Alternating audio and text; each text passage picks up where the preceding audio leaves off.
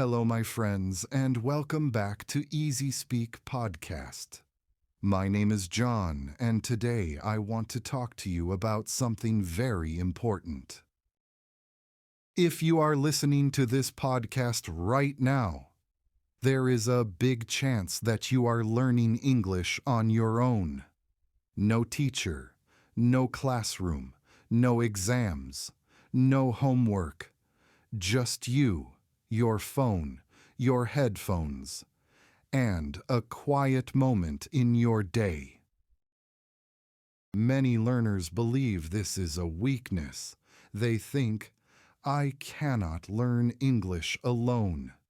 I need someone to push me. I need a teacher to correct every mistake. But today, I want to gently change the way you think. Not with pressure, not with rules, but with calm understanding. Because learning English alone is not a problem. It can actually be a powerful advantage. Most people think practice looks like this. You stop what you are doing, you sit down, you open a book or an app, and you say to yourself, now I study English. This sounds serious, it sounds responsible, but this idea hides a problem.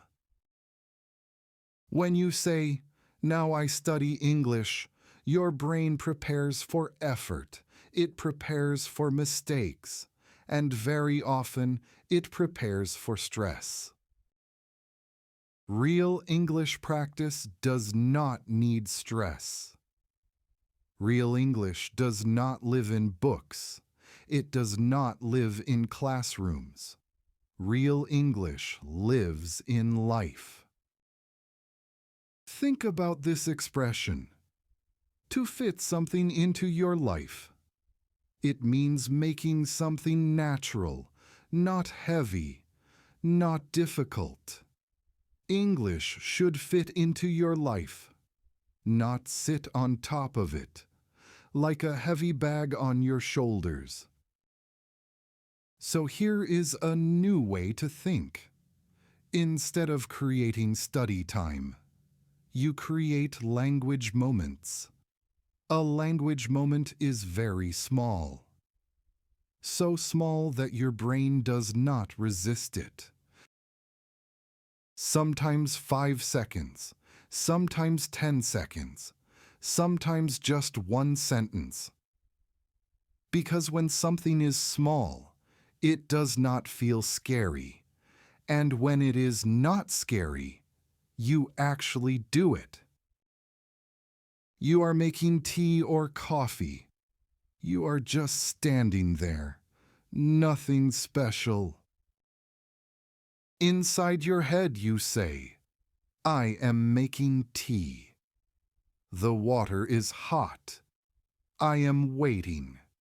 You do not repeat it. You do not check grammar. You do not ask if it is correct. You let the sentence exist. This is not speaking practice. This is thinking practice. And thinking in English is real practice. Many learners believe only speaking matters. Speaking is important. Yes. But before you speak easily, you must think comfortably. Thinking in English warms up your brain. Without pressure, without noise. Now imagine another everyday moment. You pick up your phone. Before you scroll. Before you disappear into the screen. You pause for 1 second. Inside your head you say, I am checking my phone. I want to see my messages. You are not translating. You are going directly to English. This removes the middleman. The middleman is translation. And when translation disappears, English becomes faster and more natural. Do not correct yourself. Correction kills flow. There is an English expression for this: to get in your own way. When you correct every sentence, you stop yourself from moving forward. Language moments are not about being right. They are about being present. Now let's talk about fear. Many learners say the same sentence. I understand English, but I cannot speak. They think the problem is grammar or vocabulary. But very often, the real problem is fear. When you speak out loud, your voice becomes public. Your mistakes feel dangerous. Yeah, your body reacts. Your throat becomes tight. Your mind goes blank. This does not mean you are bad at English. It means your brain thinks you are in danger. This is called invisible speaking. Invisible means you cannot see it. Invisible speaking means this: you move your mouth. You form the words, but no sound comes out. At first, this feels strange. That's okay. Invisible speaking takes the pressure off. No sound, no audience, no judgment. You can do this anywhere, while walking, on a bus, at home. Even when people are around you, nobody hears you, nobody judges you. You slowly move your lips and say, I feel tired today. I want to rest. You are not performing. You are training movement. Speaking is not only language. Speaking is physical. Your mouth needs practice. Invisible speaking trains your mouth gently. There is an expression in English: to ease into something. It means starting slowly, without force. Many learners wait until they feel ready to speak, but readiness is not something you wait for. Readiness is something you build. Confidence comes after action, not before. Today you quietly say to yourself, my English idea today is being tired. That's all. You do not write it down. You do not study it. You keep it in your mind. During the day, you return to this idea. I feel tired today. I was tired this morning. I want to rest later. These sentences are simple, but something important is happening. English is walking beside you.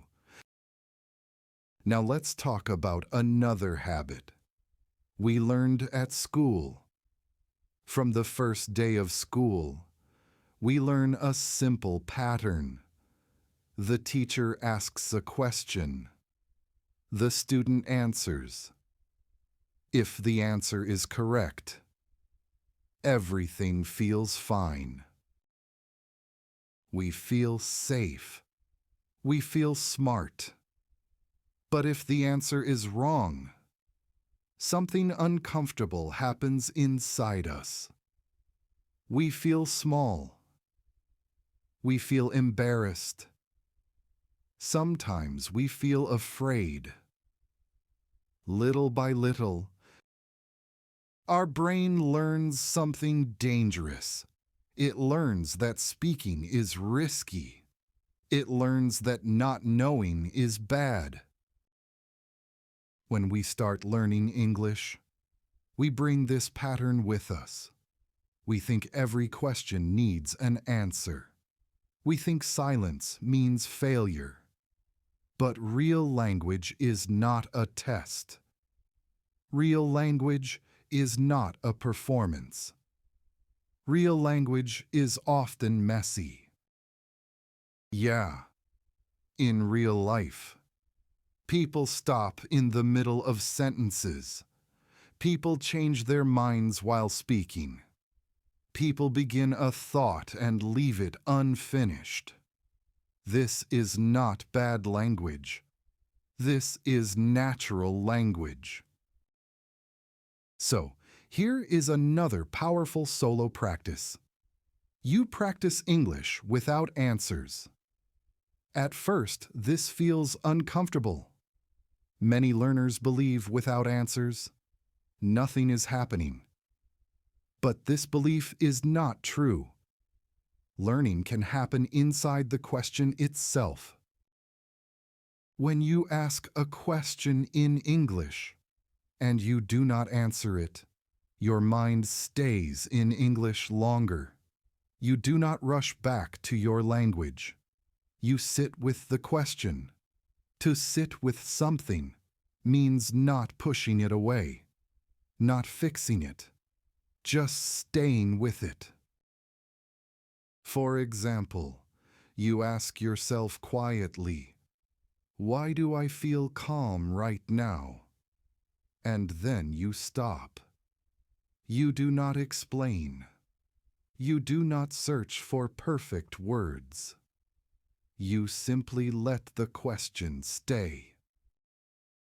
Your brain is active but relaxed. Stress closes the mind. Calm opens it. And when the mind is open, curiosity appears. Curiosity is powerful for learning. Now let's talk about the future. Many learners think only about goals. I want to be fluent. I want to be confident. Goals are not bad, but goals can feel far away. And when something feels far away, it feels heavy. So here is a different idea. Instead of a future goal, you imagine a future memory. A goal is something you chase. A memory is something you lived. Your brain reacts differently to memories. Imagine yourself 1 year from now. Not perfect, not famous, just calm. You are speaking English easily. You are comfortable. Now imagine this future you is looking back at today. Future you says in English, "I remember when English was hard. I remember practicing alone. I'm glad I didn't stop, yeah."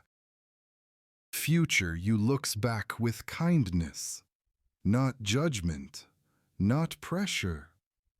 This helps your brain feel safe, and the brain learns better when it feels safe. Before we finish, remember this: you are not late, you are not slow, you are not doing this wrong. Learning English alone means learning in a quieter way, a kinder way, small moments, honest moments, and those moments add up. Yeah, thank you for listening to EasySpeak podcast. I'm John. Until next time, keep learning, keep growing, and keep believing in yourself. Bye for now.